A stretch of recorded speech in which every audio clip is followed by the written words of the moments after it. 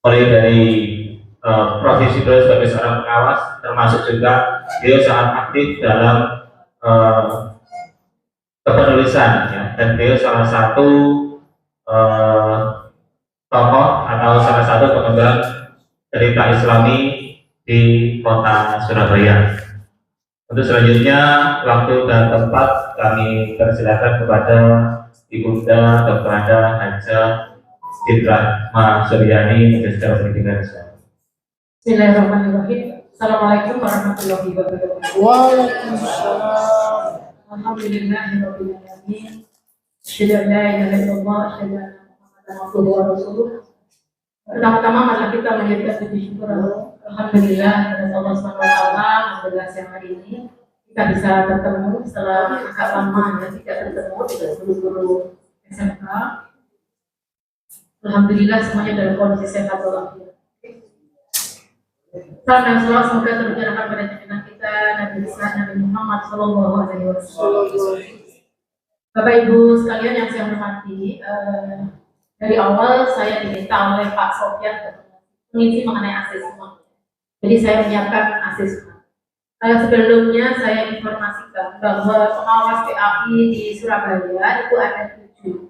Yang 2 pengawas dasar, Pak Harsono sama Pak Didit Purwanto.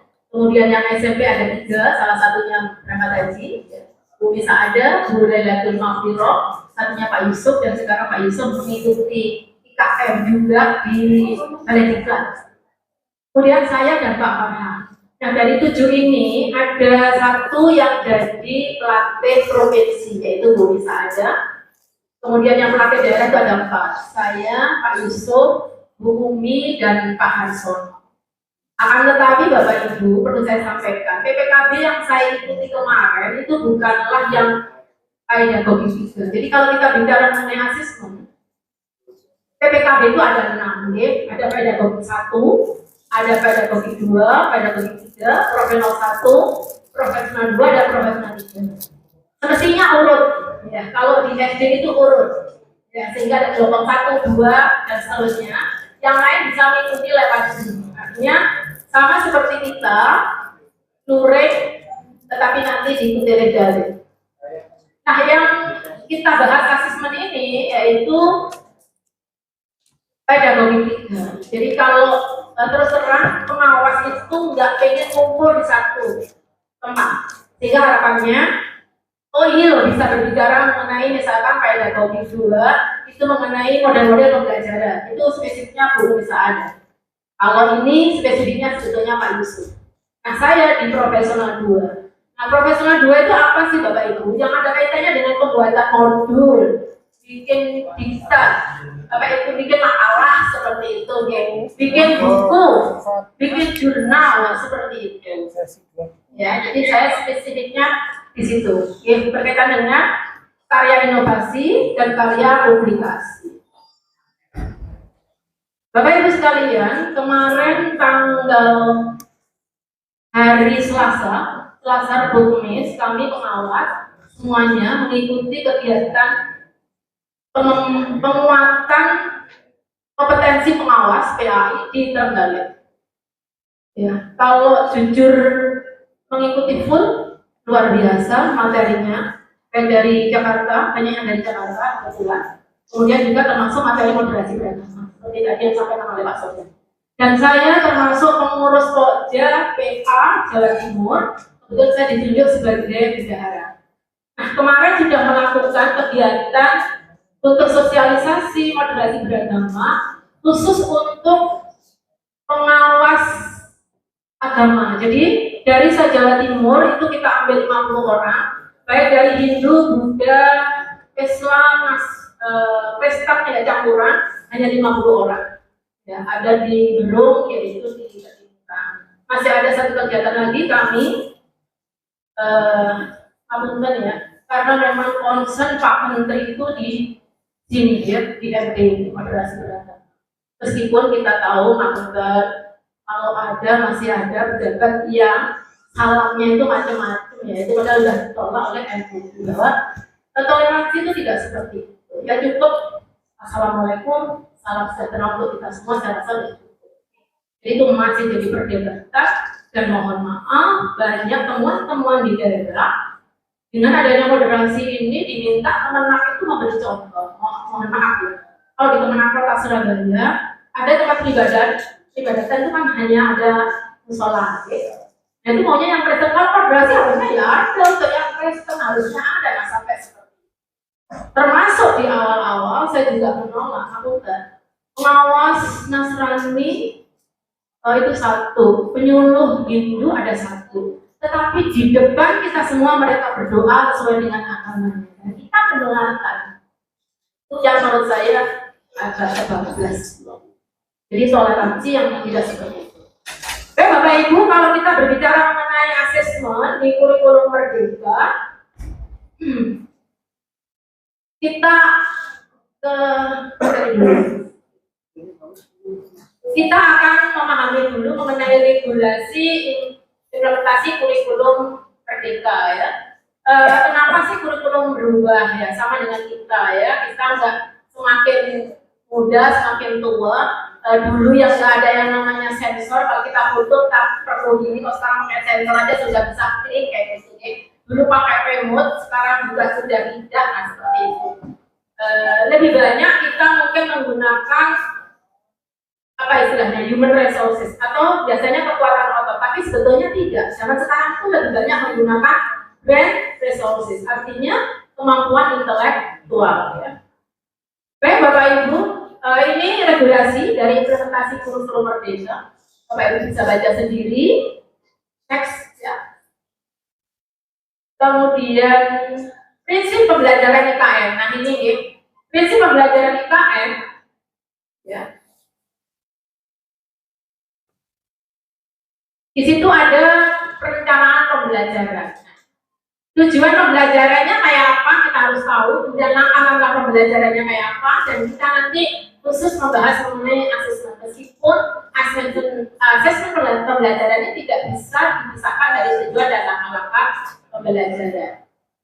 Kemudian pelaksanaan pembelajaran, Bapak Ibu sekalian, saya pernah melihat satu guru ya, mungkin muridnya nakal. Kata-kata guru itu menurut saya sangat jahat, menurut saya sangat jahat. Muridnya itu dianggap kayak preman.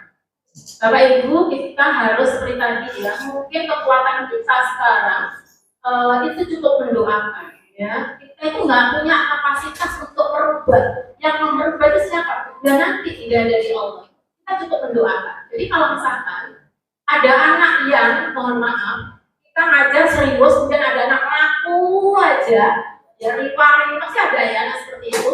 Nah berarti kita kalau paham sebagai pendidik bahwa si anak ini dia adalah punya gaya belajar kinestetik. Oke, makanya tadi diterangkan oleh Pak Farhan, kenapa mesti different, kenapa mesti berbeda? Saya itu punya anak 5 Bapak Ibu. Anak saya 4 ini 1, 2, 3, 4 ini berbeda semuanya. Saya cukup lihat dari IG-nya saja. Saya paham. Anak pertama itu kebetulan di kedokteran ada spesialis UNED, hobinya itu bal-balan. Jadi yang diangkat kayak bal-balan kemana-mana. Ya, lomba mana. Yang kedua, hobinya itu traveling. Jadi isinya traveling, rumah satu-satu. Yang ketiga, hobinya itu seperti saya. Jadi yang diangkat itu hanya kegiatan dia mengisi acara, jadi moderator, dapat penghargaan ini itu. Ini sudah berbeda. Nah, yang keempat beda lagi. Ya kebetulan namanya Jama, jadi yang nggak tahu ya. Yang dihapus itu mungkin apa ya? Nggak tengahnya gitu. Rapor. Ya. Dan alhamdulillah ada teman yang terbuka. Kemarin terpilih sebagai duta fakultas duta di UNED juga. Bapak Ibu, 4 ini sudah berbeda. Apalagi Bapak Ibu di kelas. Kalau sekarang itu maksimal, kalau di Kemenak minimal boleh 15 ya. Jadi Bapak Ibu, komunikasi yang pertama dalam proses pembelajaran IKN itu harus interaktif. Kalau saya seperti ini kurang interaktif, maka saya coba interaktif. Bapak Ibu,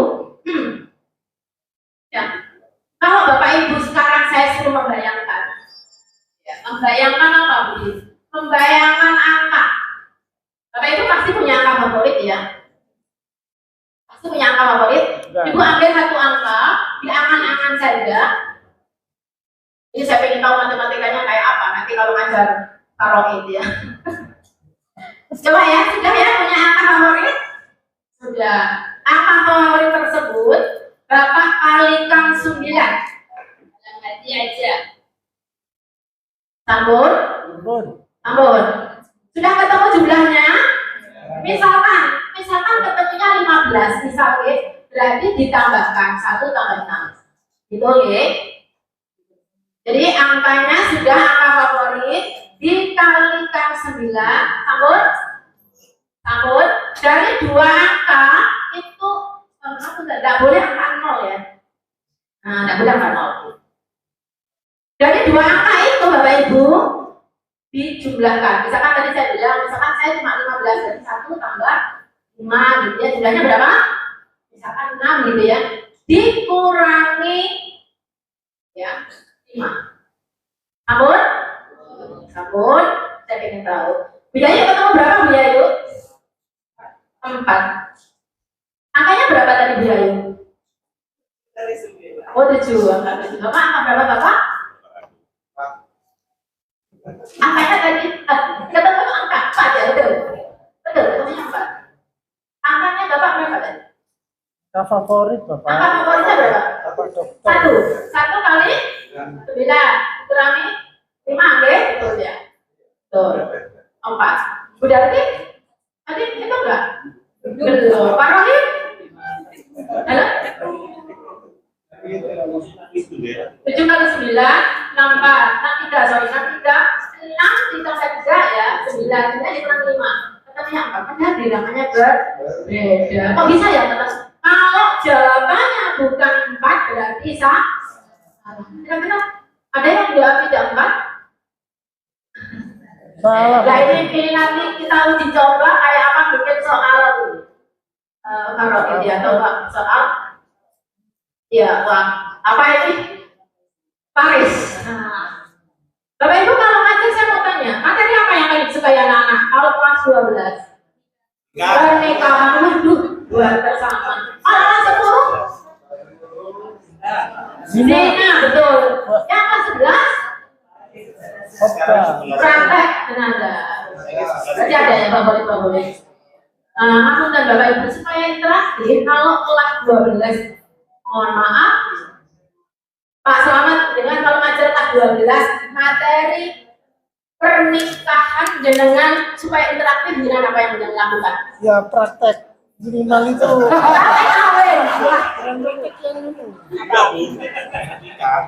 Syarat rukun itu lah palingnya. Syarat rukun. Ya. Jadi tahu ya rukunnya apa?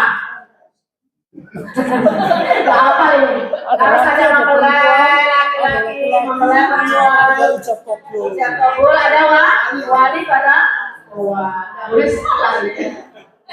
Tapi praktek ya Pak ya? Suka praktek ya? Praktek sekilas gitu. Apa kan?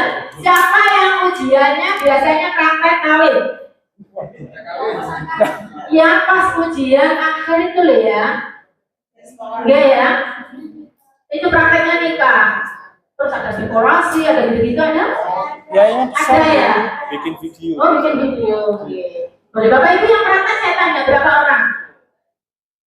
Yang praktek cuma 2 orang, yang lain ngapain? Saksi ya, saksinya Pak. Nah ini berarti yang interaktif cuma sedikit. Kemudian yang kedua, inspiratif. Bagaimana yang inspiratif Bapak Ibu? Kira-kira materi apa yang bisa ada kaitannya dengan inspiratif? Halo Pak? Akidah, contoh Pak. Dikembangkan masalah ketuhanan. Ada yang materi ilmu, cita-cita? Ada ya? Materi kelas berapa? Kelas 1 ya? Kalau yang dikaitkan dengan inspiratif kayak apa Bu? Halo? Kompetensi dalam kebaikan, masa itu khairat. Ya, oke. Iya, mungkin yang inspiratif misalkan, Bapak Ibu ambil contoh tokoh yang bisa menginspirasi anak-anak. Maksudnya ya, kita katanya Indonesia Emas 2045, betul ya? Bapak Ibu tanya, mayoritas anak-anak sekarang kita tanya pengen jadi YouTuber. Betul nggak Bapak Ibu? Nah ini kan berarti dipertanyakan. Inspirasi Pak. Iya. Yang inspiratif misalkan. Ibu YouTuber. Oh YouTuber lah itu. Gak apa-apa, sosial medianya Pak Ahmad itu luar biasa ya. Saya juga ya Bapak Ibu, gak apa-apa. Justru sekarang kita memang lagi perang sosmed. Kenapa sosial media pada hal-hal yang bermanfaat? Jadi itu. Kemudian apa yang menyenangkan? Bapak Ibu kira-kira anak tadi belajar yang menyenangkan kaitannya dengan kalau yang tadi memindahkan diri dari pergaulan bebas dan perbuatan zina gimana Pak Rohim? Penjelasannya anak-anak kok senang. Pak Rohim? Karena pada umumnya anak-anak remaja gitu ya.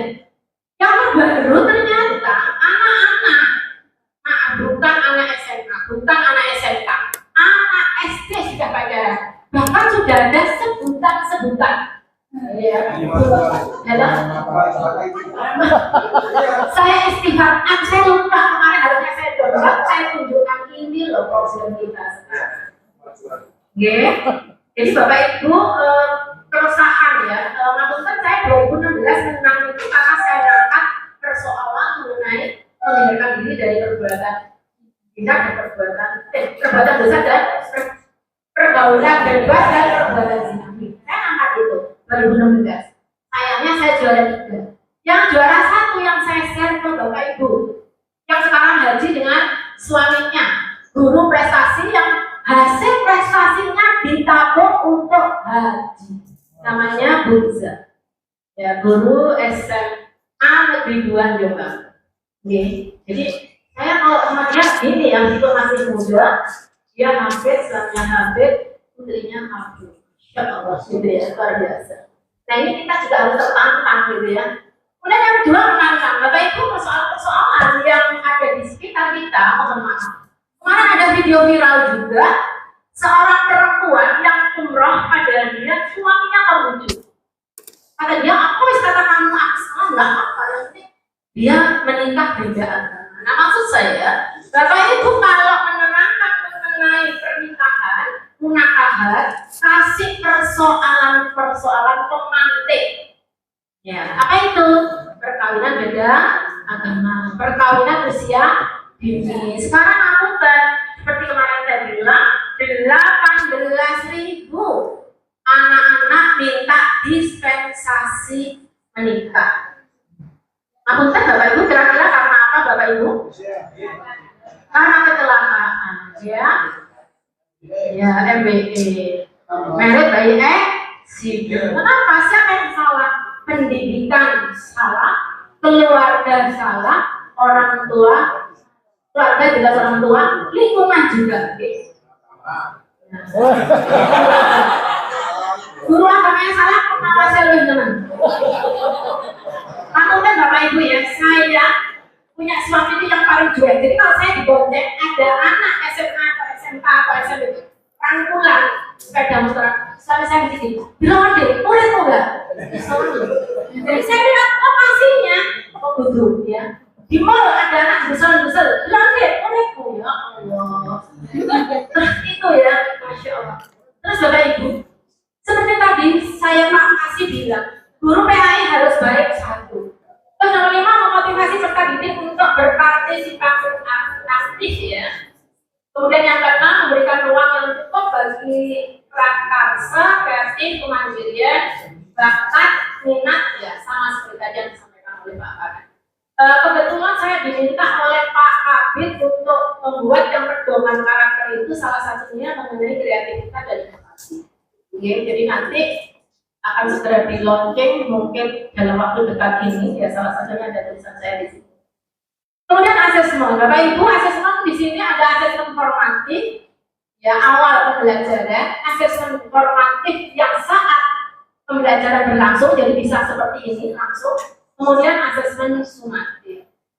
Khusus ini ya, saya minta ke suami saya periksa. Ini ada buku khusus, memang buku judulnya saja A Teacher Guide to Classroom Assessment. Jadi bukunya tebal segini. Kata suami saya tanya, aku butuh untuk asesmen. Nih, bocon, mate kamu ya, sakmu tebal nih. Jadi wes gak situ ya. Terus next Pak, jadi ini memang itu next Pak. Nah ini ada Oke ya. Jadi yang pertama memang yang dilakukan untuk membuat asesmen di kelas itu harus kita membuat planning yang pasti ya. Kemudian yang nggak kalah penting, pada saat kita melakukan pembelajaran pasti ada target, ya kan? Sesuai dengan tujuan pembelajaran. Oh nah, Bapak Ibu apa sesuai dengan target? Apa hanya sesuai dengan target? Apa melebihi target? Sesuai dengan target dari seorang bu, apalagi melebihi ya. Jadi Bapak Ibu, kalau misalkan dengan tadi misalkan menerangkan mengenai anak mengerti rukun, nikah, anak gitu ya, bla bla bla, itu hanya sesuai target. Kalau saya enggak, saya suka melebihi target, sehingga anak punya pengetahuan yang holistik tentang pernikahan. Ngapunten, saya karena punya kasus juga ya, murid yang akhirnya dia masuk Islam gitu ya. Kenapa? Karena dia dekat dengan ada sekolah kelas, kalau kita ngakutin ya, kita kan sekolah umum, sehingga ada kelas-kelas yang campuran ya, Kristen non Muslim gitu ya. Nah itu ada potensi untuk anak itu menjadi bebas. Nah beruntungnya anak ini masuk Islam, nggak balik, gitu ya. Beruntungnya seperti itu. Kemudian apa? Kalau target punya bukti-bukti yang cukup, ya. Dan setelah tahu bukti-bukti yang cukup dari yang kita dapat dari anak tadi, baru kemudian kita analisis sebagai data kita. Makanya perlu kita yang namanya assessment authentic, ya kan? Seperti itu. Bapak Ibu saya share di grup WA MGP SMK coba. Bapak Ibu pernah nggak bikin seperti itu? Di grup SMK Bapak Ibu ada di situ asesmen diagnosis. Kan kita itu ada dibuka di situ. Pernah nggak Bapak Ibu membuat seperti itu? Nggak mungkin ya, karena kita bukan guru BK kayak gitu ya. Betul? Nama misalkan Adiba, bagaimana latar belakang keluarganya, bagaimana dia punya apa ini namanya? Keunggulan apa sampai seperti itu detail. Apa itu saya sudah share, monggo dicek. Karena nggak semuanya saya bikin di PowerPoint. Apa ya? Ya, yang kiriman saya itu, oke? Nah itu Bapak Ibu bisa Bapak Ibu manfaatkan kalau Bapak Ibu sebetulnya kita harus seperti itu. Maksudnya kita guru PAI kalau 3 jam berarti kita 8 kelas, ya? 8 kelas, 1 kelas 36, berarti berapa itu? Kurang lebih 260-an lah, lebih 270 segitu ya. Apa kita mampu, Bapak Ibu? Nah, kalau tidak, maka Bapak Ibu cukup membuat satu yang Bapak Ibu jadi wali kelas. Bapak Ibu tahu persis, oh anak ini seperti ini, oh anak ini orang tuanya begini, oh anak ini nggak punya orang tua, oh anak ini. Jadi itu yang dimaksud asesmen awal yang diagnostik untuk mengetahui kita kesiapan anak untuk belajar. Oke. Nah sekarang ini prinsip-prinsip asesmen. Asesmen merupakan bagian terpadu dari proses pembelajaran. Jadi tidak bisa dipisahkan ya. Kemudian asesmen dirancang dan dilakukan sesuai dengan fungsi asesmen tersebut. Jadi nanti kita akan membuat teknik yang kita gunakan kayak apa, instrumen yang kita gunakan apa. Jadi kalau kita berbicara asesmen sumatif, rata-rata kan hanya pilihan ganda, betul ya? IC ya? Apa ada menjodohkan? Tidak ada sekarang. Pilihan ganda pun terbatas ya, pilihan ganda terbatas. Artinya nggak ada 1, 2, A, B, C, D benar nggak boleh. Atau 1, 2, 3 benar nggak boleh juga. Oke. Jadi pilihannya. Nah kalau kita bikin seperti itu Bapak Ibu, maka kita harus membuat pengecoh. Artinya jawaban itu kudu mirip-mirip. Sehingga anak-anak itu betul-betul fokus. Kalau saya menggunakan ujiannya CBT rata-rata yang kita bikin soal itu rong dino, kadang-kadang telung dino, murti ngerjakan 5 menit. Betul? Gusti Allah tak pintes saya. Saya kalau jaga tak lihat, coba sih untuk diisi kaca. Saya kasih apa adanya. Ya. Oh anaknya pinter nggak apa-apa. Nah itu tadi, nah Bapak Ibu sekarang boleh nggak?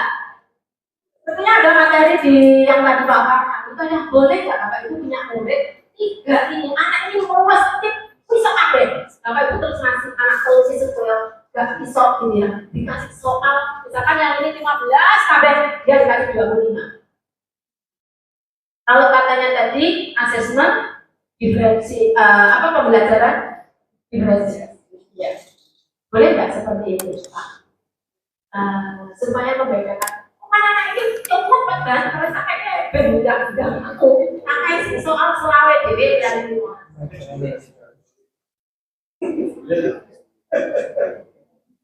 Banyak untuk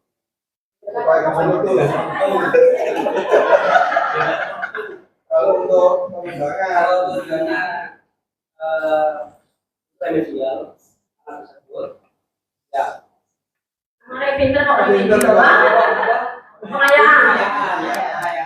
bagi anak tersebut ya bisa saja untuk agar anak tersebut bisa lebih berkembang bagi atau kalau menurut saya bisa menjadi tugas saya dengan kalau inginnya supaya tidak mengganggu yang lain lebih luas. Betul. Kalau kita bicara mengenai pembelajaran diferensiasi tadi, apakah kita kan kita harus memenuhi semua masalah?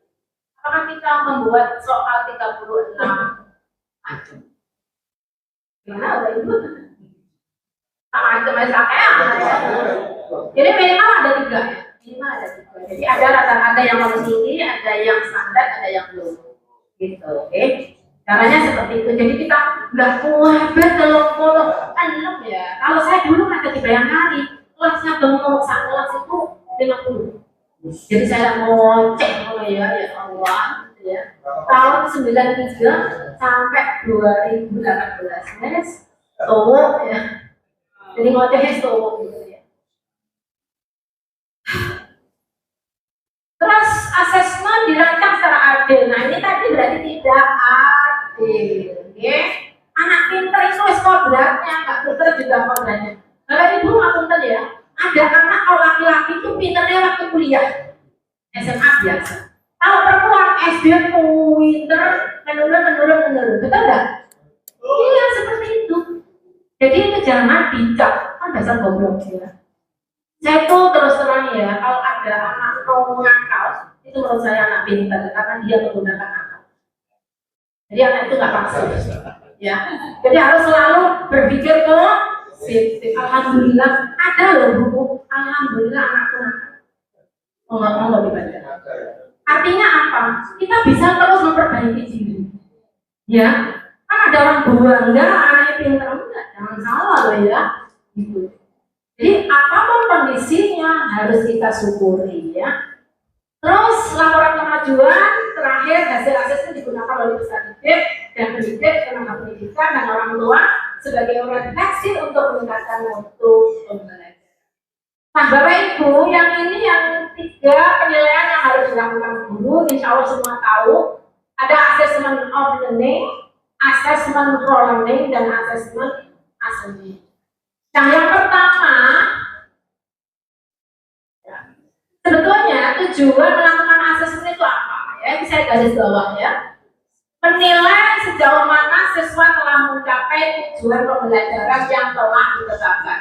Bapak Ibu pernah kalau bisa mengukur, kadang apa ya? Ada guru yang membuat soal itu di luar paham. Di luar paham itu pokoknya yang bikin murid gak bisa itu senang. Kita nggak bisa itu. Ada ya. Saya dulu pengalaman SMA itu guru biologi. Kita belajar mati-matian buku paket, semetu buku IPIM. Kita belajar mati-matian buku IPIM, semetu buku catatan. Masya Allah, tak terduga. Jadi kadang-kadang ada begitu. Nah itu yang justru memotivasi murid untuk terus belajar. Gitu. Gimana caranya dikasih soal-soal yang mudah Bapak, meskipun tadi ada hot gitu ya, tapi komposisi mohon maaf Bapak Ibu, kita ada yang salah ya, kita masih hot semua ya, bener ya, nilai ya, Coba Bapak Ibu yang ada guru non PAI, non Muslim, yang soal itu apa gampang? Apa gampang kayak soal anak SD. Misalkan sebutkan rukun iman, sebutkan rukun Islam, ya pasti bisa kan anak-anak. Jadi sehari semalam sholat berapa kali ya pasti bisa. Jadi soal udah makanya kita kadang-kadang kalau ranking kan itu kalah dengan non Muslim. Mereka nilainya 9 ini itu setengah pintu lulus entah ya. Nah, kenapa nggak tinggi sekali? Oke.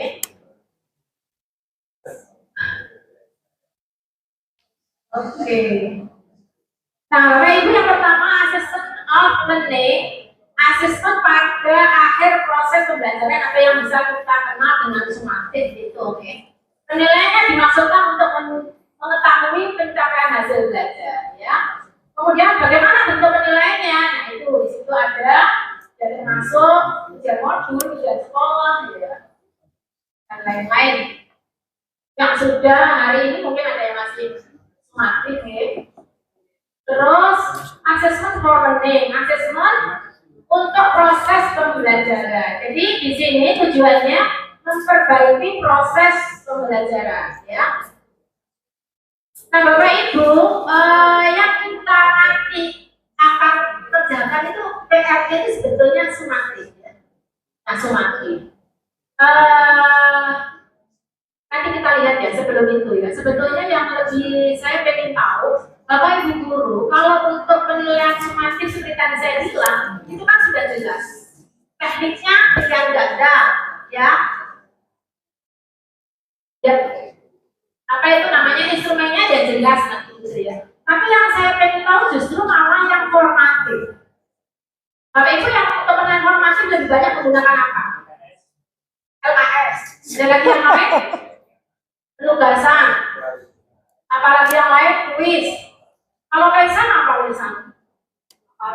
Hafalan. Oke, terus apa Bapak Ibu? Praktek. Adalah kuis, ya kuis bisa juga. Wawancara bisa juga, nih. Terus kalau yang observasi, pengamatan, nih. Nah yang terakhir assessment as learning, ya sebagai proses pembelajaran. Penilaian sebagai pembelajaran mirip dengan penilaian untuk pembelajaran atau assessment for learning karena juga dilaksanakan selama proses pembelajaran berlangsung. Bedanya, penilaian sebagai pembelajaran assessment as learning melibatkan peserta didik secara aktif dalam penilaian. Inilah bedanya. Terus, Bapak Ibu terakhir ya, contoh penerapan asesmen dalam kurikulum merdeka yang tepat itu sebagai berikut. Yang pertama, asesmen menjadi bagian terpadu. Apa saja di situ? Ya, pendidik memberikan dukungan verbal untuk menstimulasi pola pikir peserta didik. Jadi kadang-kadang anak itu butuh support. Rata-rata kita cenderung kalau guru itu banyak memberikan punishment. Nah, apa itu hukuman? Kemarin mohon maaf, ada murid SD membunuh ustazah. Gara-gara apa? Dihukum menulis 2 juz. Yang ini ya. Nah itu kan menurut saya sangat nggak masuk akal. Oke. Nah ini temuan-temuan Bapak Ibu sehingga mohon maaf. Kadang-kadang kan ada orang tua yang protes. Saya dulu pernah mohon maaf Bapak Ibu masih murid PA. Waktu itu boleh nilai 6, saya ngasih 5. Kenapa? Lari atau kalau masuk dia tuh lemah, berkelahi terus ya. Orang tuanya itu protes ke saya, Bu anak saya kok nggak bisa mau coba bismillah. Ya kan Bapak Ibu. Terus nilai saya apa? Nilai 15, nilai itu tawuran. Itu dikasih 5, ya terus saya kayak apa anak saya ini ateis, ya Allah. Sembuh gitu ya. Kadang-kadang frustasi juga kan jadi guru. Kita kalau penilaian matematik nggak ngomong datanya ini siapa? Ya kan? Saya suruh bu, jangan isi dewe ya. Karena itu nggak tahu bukan kita punya jurnal. Bapak Ibu, kalau Bapak Ibu punya data yang kuat, Bapak Ibu diprotes orang tua bisa berbicara. Bapak Ibu kan kalau masuk mesti bawa buku catatan loh, tanggal tanggal sekian ngajar kelas ini yang nggak masuk ini, ya toh? Materinya ini kan sudah. Nah itu kalau punya rekapnya, jurnalnya, nah itu bisa kita bertanggung jawab. Nah kalau nggak punya jurnal, ya wes. Hari ini siapa sih nggak mlebu? Kan mesti ada absen ya, tapi absen kan nggak mesti selalu absen. Siapa yang nggak masuk anak-anak atau dihitung? Oh jumlahnya kurang 2, siapa? Mohon maaf, banyak rata-rata guru PAI lembu muridnya metu Pak. Betul nggak? Bu, itu Siapa kenapa? yang mulai? Karena tidak dirindukan. Bapak Ibu, buatlah pola yang selalu berbeda. Saya itu selalu ikut kalau ada pelatihan. Pembelajaran dengan permainan saya ikut, pembelajaran modern apa saya. Jadi saya variatif. Oke. Nah itu tadi perlunya. Oke. Terus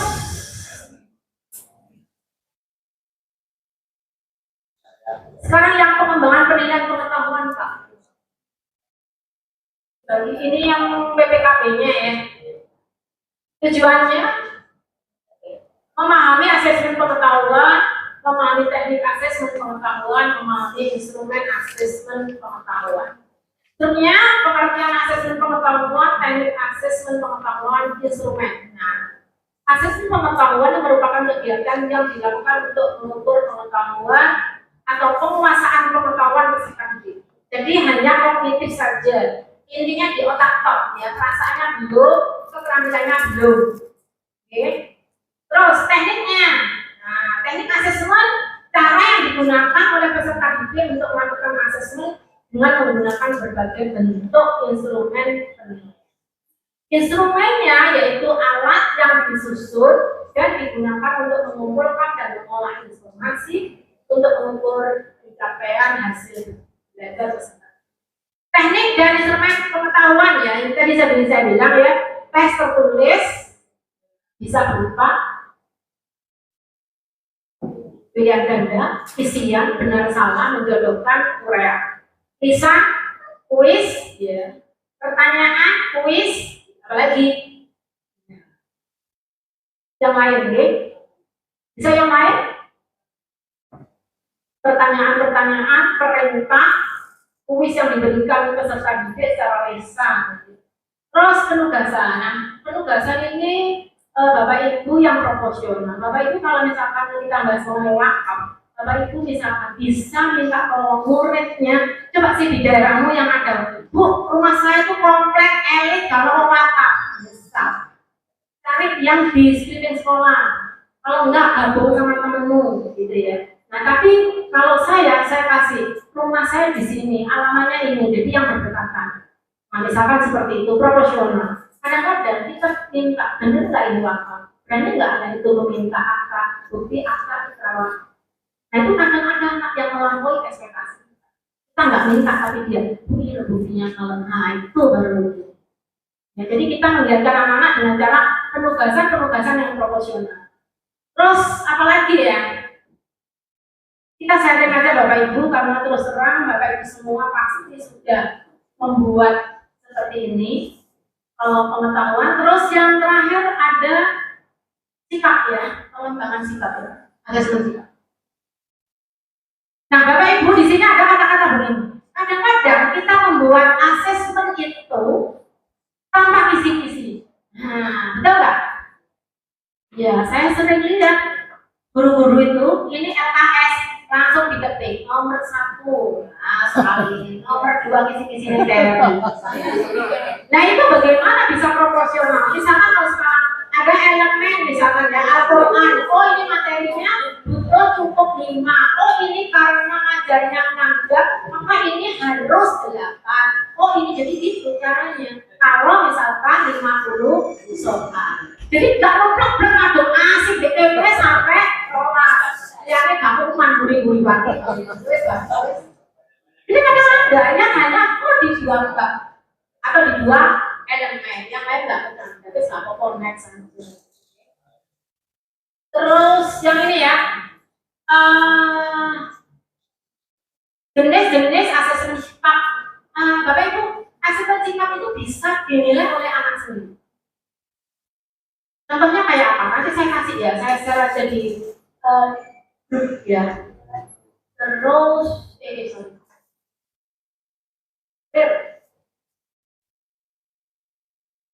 karena sudah lelah saya lihat Bapak Ibu juga saya juga lelah.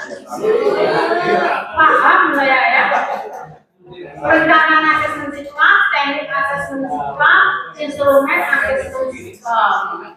Nah ini contohnya instrumen pengembangan asesmen sistem sesuai kurikulum Merdeka. Ya, tahapannya brainstorming, latihan pengembangan asesmen sistem, telaah, presentasi, pengembangan asesmen sistem. Contoh di sini ya, CP-nya apa? Nah, capaian pembelajarannya, sikap spiritualnya apa? Kemudian KKTP-nya apa? Kriteria untuk capaian tujuan pembelajarannya. Teknik penilaiannya bagaimana? Ya. Kalau yang sosial bagaimana? Jadi nanti mungkin yang sikap spiritual atau penilaian sikap ini tidak semua bisa dilakukan pada semua materi. Jadi materi-materi yang ada hubungannya dengan muamalah. Oke, karena di sini ada penilaian faktor sosial. Terus, nah ini tujuan pembelajaran fasenya kalau kelas 10 fase apa Bapak Ibu? Kalau sudah 12 fase nah ini lanjut assessment seperti itu. Sampun saya rasa itu yang bisa saya sampaikan Bapak Ibu, mungkin kita bisa sharing. Harapan saya bisa dipraktekkan, maksud saya Bapak Ibu mencari misalkan ini materinya apa, materi ada apa, harus menggunakan asesmen yang pas, yang sesuai. Jadi jangan sampai menggunakan asesmen, oh sebenarnya ini nggak pas kalau menggunakan asesmen ini. Oh ini bisa digunakan dengan seperti ini. Demikian juga model-model pembelajaran Bapak Ibu bisa variatif. Mungkin next kita belajar mengenai model-model pembelajaran. Okay? Mungkin itu yang bisa saya sampaikan. Kalau ada pertanyaan bisa silakan. Kalau nggak ada, katanya ikan cepat, ikan bagus. Semakin cepat, semakin bagus. Assalamualaikum warahmatullahi wabarakatuh. Bismillahirrahmanirrahim. Assalamualaikum warahmatullahi wabarakatuh. Terima kasih materi yang diberikan. Yang perlu saya tanyakan, yang pertama, apakah ada batasan untuk asesmen awal?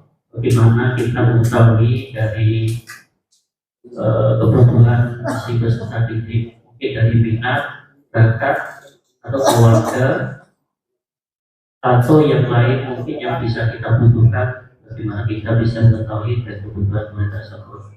Yang kedua, asesmen sumatif apakah atau bisakah disesuaikan dengan berbasis bervariasi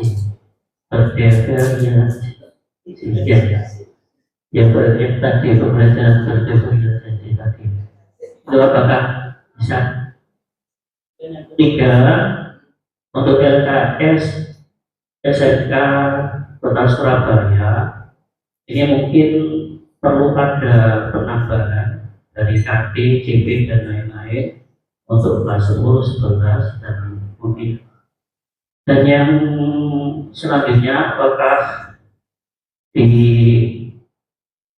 kelas lain atau sekolah lain itu dari kegiatan asesmen tersebut itu diberikan ke guru PAI tersebut apa ke sekolah? Terima kasih. Asesmen yang dibutuhkan itu kan tugas sekolah atau tugas guru masing-masing. Ya, mungkin dari SMK 5 mengetahui latar belakang siswa yang unik, yang kreatif, yang sangat cerdas, mungkin hafalannya. Dan ini mungkin share dan sharing bagi pengalaman di sini. Terima kasih. Assalamualaikum warahmatullahi wabarakatuh. Yang pertama ya batasan awal, ngapunten ya. Pada saat kalau tadi sudah saya share ya, Bapak itu bisa mempelajari itu ya, yang di grup WA ya. Bapak Ibu bisa misalkan ya, Bapak Ibu untuk awal pertama kali anak-anak masuk, Bapak Ibu pertama kali bertemu, Bapak Ibu bisa mengadakan asesmen awal itu dengan peta baca Al-Quran. Ya. Nah itu Bapak Ibu kan mengetahui kayak apa sih sebetulnya kemampuan anak si A, si B, si C, si D. Nah nanti bisa kita kelompokkan. Ya, yang bagus ya bisa kita manfaatkan mungkin untuk tutor sebaya dan sebagainya. Jadi menurut saya seberapa penting kita melakukan asesmen awal, seberapa kita butuh terhadap asesmen awal tersebut. Jadi batasannya itu. Kalau saya rasa oh dengan ini nggak cukup ya sudah. Oke. Kemudian yang kedua mengenai sumatif apa perlu? Kalau misalkan karena SMK ya banyak jurusan ya, bisa saja misalkan kalau dulu SMA kan ada jurusan IPS bahasa, sekarang dengan adanya Kuper kan nggak ada, ya. Nah itu bisa juga disesuaikan seperti itu. Tapi kayaknya kok susah ya guru-guru membuat tutup bermacam-macam sekolah itu. Maksud saya dulu membuat soal untuk yang dipakai NAS itu ya bersama Bu Iza dan lain-lain di kurs itu 3 hari itu saya hanya diminta membuat 8 soal. 3 hari 3 malam ya itu disuruh buat per orang, disuruh buat hanya 8 soal. Kenapa? Karena 8 soal ini akan digabungkan kelompok A, B, C, D, E. Itu kan gitu ya. Kalau kita ujian kan soalnya A, B, C, D, E. Nah itu meskipun kisi-kisi sama. Nah itu, jadi bisa juga kisi-kisi sama. Nah, kalau sekarang menurut saya nggak susah membuat soal. Kenapa? Karena si Bibi kan soal acak sendiri, ya kan? Nah itu. Terus yang ini asesmen dari sekolah lain mungkin bisa gitu ya Pak ya. Oh pengalaman dari sekolah SMK 5. Oh SMK 5 mana ya Pak Sofianya? Terima kasih. Tadi saya masih mencari asesmennya yang mana? Enggak ini SMK 5. Model ini saya terkenal dulu nama saya Muhammad As'ad. Saya As'ad SMK 5. Guru Sekolah Negeri Surabaya. Di SMK Negeri Surabaya ini yang tadi tentang penilaian bisa baca Quran dan sebagainya, kita seluruh kelas 10 kita tes awal baca Quran. Itu ada 4 level. 4 level. Di level 1, 2, 3, 4. Jadi nggak bisa baca, bisa agak lancar dan ya lancar sampai lancar sekali itu 4. Kita tes di sekitar 700 siswa, 700 hampir 800, 720 itu kita tes awal. Setelah itu tindak lanjutnya nanti untuk yang kelas 10 saja nanti karena nanti akan berlanjutan di kelas berikutnya. Karena kita punya program tahfiz, kita punya program literatur, kita punya raport sendiri untuk hafalan tentang hafalan Quran, sholawat dan sebagainya. Terus jadi ada raport sendiri gitu. Kita sudah bikin cetak kitab di saat beda. Terus untuk pembelajaran Al-Qur'annya kita pakai istighfar, kita cetak sendiri, buku sendiri, buat buku sendiri, karena kita penggabungan. Jadi pendataannya cek awal yaitu tadi yang sudah disampaikan oleh Bu Jenny tadi, bagaimana cara bisa tahu kalau ini bisa baca tulis Al-Quran. Coba kita cek awal, jadi awal masuk kelas 10 tes dulu. Jadi nggak ada pelajaran, tes Al-Quran semuanya. Setelah itu program-program. Sekarang ini alhamdulillah nanti insya Allah di tanggal 13 kita ada wisuda tahfiz. Ada sekitar 25 siap wisuda, kemarin sudah di Promosa 29, tinggal 25. Insya Allah, tapi akan berkelanjutan. Nanti ini kita awali, memang kita di SMK Negeri 5 untuk tahfiznya itu kelas kita sudah angkat wisuda kelima. Yang pertama, kedua, karena kita keputus pandemi, akhirnya kita ngawali lagi untuk program tajwid itu bersama dengan Arisala. Jadi moto yang tajwid kelas 10, konsentrasi kelas 10, misalnya kelas 11, kelas 12. Tapi ada yang tahun ini itu bergabungan. Jadi yang wisuda tajwid kelas 10, 11, 12, dan nanti akan berkelanjutan. Sekarang tidak hafal, atau sekarang hanya kan ada 5 level untuk program tajwid itu. Hanya cuma sampai 3. Nanti di kelas 11 terus sampai 5 level itu. Dan kemungkinan besar di tahun berikutnya akan ada ratusan yang belum wisuda.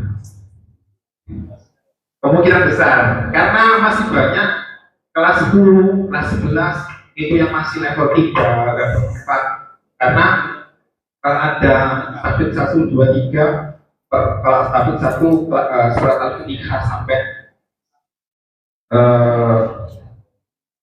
Al-Mazah sampai 30 juz. Bahkan ada kemungkinan ada penambahan, karena terakhir di wisuda tajwid keempat itu ada yang sampai 20 juz. Ada yang sudah kita di wisuda kelima itu keempat itu ada yang keterima di ITS melalui sertifikat. Ya, terima kasih. Itu ya Pak Rohim ya, jelas ya. Menurut saya bisa menginspirasi SMA yang lain, dan SMA juga begitu ya, sudah banyak Darunawati, SMA Negeri 4 juga banyak. Bapak Ibu, sebelumnya saya pengen tahu, Bapak Ibu minta tolong juga dengan jujur ya. Dari sekian yang saya sebutkan, Bapak Ibu kalau iya, pernahkah Bapak Ibu melakukan penilaian normatif ini? Bapak Ibu ngatung ya? Ya Bapak Ibu, saya pengen Bapak Ibu juga dengan jujur ya. Nanti saya share materinya di WA. Yang pertama, observasi. Tenang ya Bapak Ibu? Tenang ya? Bertanya? Ya. Diskusi? Admin? Apa Bu admin? Exit slip? Tenang? Bapak Ibu pernah nggak kalau selesai pembelajaran minta tolong komentar kalian mengenai itu? Oh, tapi nggak tahu namanya ya. Jadi tanpa dikasih nama, misalkan gitu ya. Nah itu. Terus lembar refleksi, ya.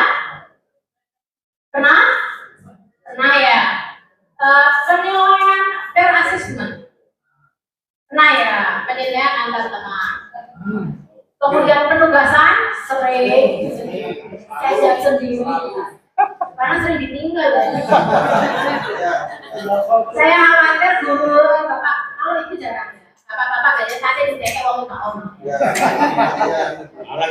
Terus daftar cek, pernah daftar cek kayak teknis gitu. Dan nanti keterangannya saya share di grup WA. Terus pertanyaan dengan jawaban terbuka.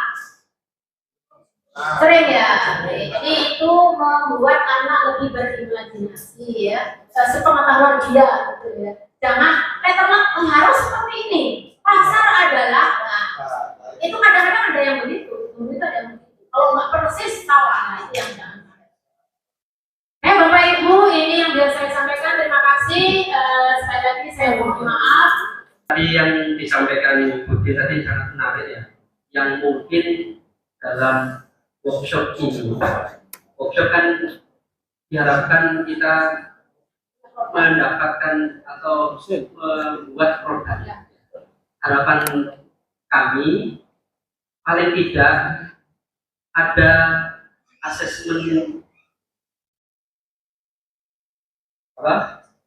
asesmen awal ya, yang itu nanti kita kan tahu di SMK Surabaya ini macam-macam ya karakter anak-anak dan level daripada sekolah yang kita punya. paling tidak kita bisa menganalisis tentang asesmen diagnostik itu yang bisa diterapkan di semua sekolah. Nanti peserta pada saat Zoom meeting itu bisa menyampaikan sehingga kita punya produk asesmen itu baik lisan, wawancara, atau mungkin dalam bentuk pertanyaan list gitu ya, atau dalam bentuk Google Form seperti research study yang bisa diterapkan di semua sekolah, sehingga masing-masing guru itu punya panduan acuan yang bisa diterapkan di masing-masing sekolah. Apa saja yang ditanya, jadi poin-poin apa yang bisa ditanyakan kepada anak. Misalnya tadi paling tidak Al-Fatihah, anak-anak itu dites bacanya, ya. Levelnya A, B atau C. Nah itu bisa menjadikan guru memperdomani kelompok-kelompok masing-masing. Tapi apa yang bisa kita produk untuk bisa diterapkan di semua sekolah? Mungkin itu selama 3 hari ini bisa diterapkan. Ya, itu masukan untuk pengurus ya, Pak Adi, Pak Sofyan ya, monggo. Kita nggak apa, maksud saya juga siap gitu ya, mendampingi maksud saya dari apa yang saya peroleh. Ini tadi kan saya baru dapat juga dari Pak Makmum Hidayat, narasumber kita di Creative Club juga gitu. Itu hal yang baru, makanya saya share. Gitu. Termasuk Bapak Ibu yang baru itu ada KSA, nomornya saya lupa, bahwa tidak saja profil belajar Pancasila, tapi ada tambahan profil belajar rahmatan lil alamin. Nah, itu berdasarkan KMA. Terus saya infokan Bapak Ibu dari yang disampaikan oleh Pak Kasih tadi, bulan Oktober ada lomba Paislab, kemudian yang kedua sekolah moderasi, ya. Kemudian yang ketiga SRC, okay. School Religious Culture. Bapak Ibu, kebetulan saya dulu pas S2 itu judulnya mengenai strategi pengembangan religious culture di SMA Bayangkari pada waktu itu 2010. Jadi itu masih, menurut saya ternyata sekarang masih relevan ya. Jadi monggo Bapak Ibu yang berminat, intinya kayak apa sih moderasi itu? Moderat istilahnya ya, kita berada di tengah-tengah itu, artinya semua itu kita mau. Jadi kalau misalkan yang saya tahu di SMA 15 bersama-sama ini misalkan ini doa secara sentral PAI, yang lain itu di sekolah di masing-masing ya. Misalkan ini yang Hindu di sini di perpus, misalkan ini semua difasilitasi. Okay. Jadi itu mungkin salah satunya. Terima kasih sekali lagi, saya mohon maaf. Assalamualaikum warahmatullahi wabarakatuh. Waalaikumsalam warahmatullahi wabarakatuh. Oke, Budi sudah 3 kali mengucapkan salam, saya mohon untuk tidak ada yang datang lagi. Baik, Bapak Ibu sekalian, terkait dengan tugas atau nasib apa yang dikumpulkan, karena untuk kegiatan kita pada sesi kali ini itu sudah ada, sehingga nanti untuk workshop kita kali ini yang kita fokuskan yang pertama adalah nanti hasil karya kita adalah soal budaya sumatif, sehingga tahun depan tidak seperti yang kemarin kita di akhir tahun bingung oleh soal. Jadi nanti tugas Bapak Ibu sebenarnya kalau tadi Budin selama 3 hari membuat 8 soal, kita nanti selama 3 hari membuat 3 soal, tetapi masing-masing soal ada mudah, sedang, dan sulit. Jadi total 9. Gitu. Nanti terkait dengan benda diagnostik dan lain sebagainya, mungkin besok pagi kita bertemu via Zoom. Insya Allah kita mulai pukul 7.30 Bapak Ibu. Karena sepertinya teman-teman jam 8 itu banyak yang jadi panitia PPDB sepertinya di sekolahnya. Jadi jam 7.30 kita mulai Zoom-nya. Itu kemudian insya Allah nanti Pak Sofyan dan Pak Mas Duki dan beberapa teman yang lain akan memfasilitasi kalau kesulitan dan lain sebagainya, termasuk pom-pom apa yang perlu kita persiapkan. Oke, mungkin dari kami cukup sekian. Insya Allah kita bertemu secara maya besok, dan bagi Bapak Ibu yang belum masuk grup nanti bisa konfirmasi agar kita mudah untuk men-share materi dan termasuk link yang akan kita laksanakan besok pagi. Dari kami cukup sekian, kurang lebihnya mohon maaf. Wallahul muwaffiq. Wassalamualaikum warahmatullahi wabarakatuh.